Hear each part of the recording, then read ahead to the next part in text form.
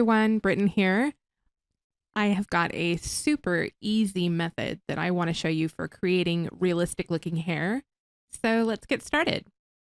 I've got a picture already colored in, except for the hair, which is what I'm going to show you. And since you guys are pretty familiar with the fill tool, I'm just going to go through this really quick. And a color, I'm going to go with this gray. Again, as I always say, any color you want. And you can also use any of the fill tools.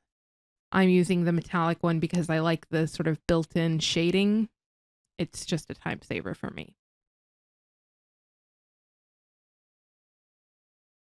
Okay, so I've filled that in real quick. That's what it looks like. And now we're going to do the fine hair.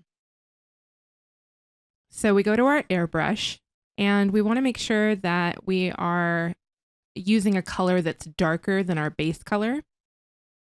And I'm going to throw the opacity way up high. And this is the important part. Bring your airbrush all the way down. You want it to be on the minimum setting. I am going to use advanced mode. I'm going to select several different areas on the hair here. And I'm just going to show you the crown area. This is quite an involved process. It'll take you a while to do this. Even though it's very easy, it is time consuming. But the effects are really cool.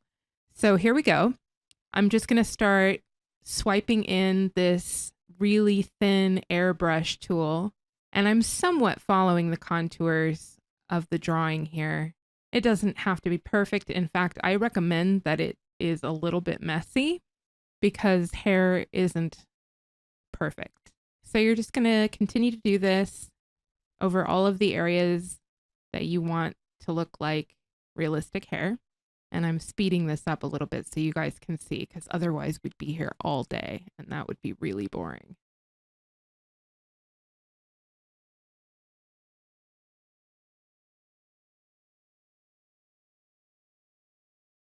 Okay, so that's what it looks like when it's all done. And now comes the really fun part, and that is shading. So we're going to stick with the airbrush tool. You can see I didn't change anything there except for the size.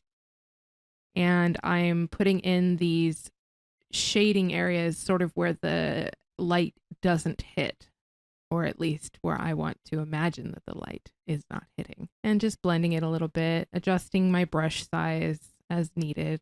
Okay, so you can see it starts to look a little bit more rounded, a little bit more natural curve there.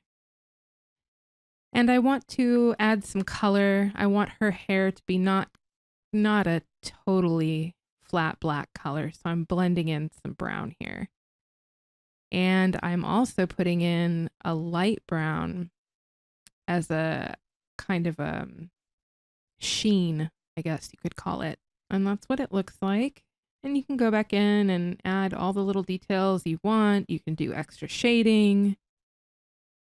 Go nuts. Okay, and I'm going to show you the finished product. That's what it can look like when you're all done. Again, super easy method for creating realistic hair. I hope you found this tutorial helpful. If you have ideas for future tutorials, please comment below. This is Britton for Pigment, and as always, thank you for watching.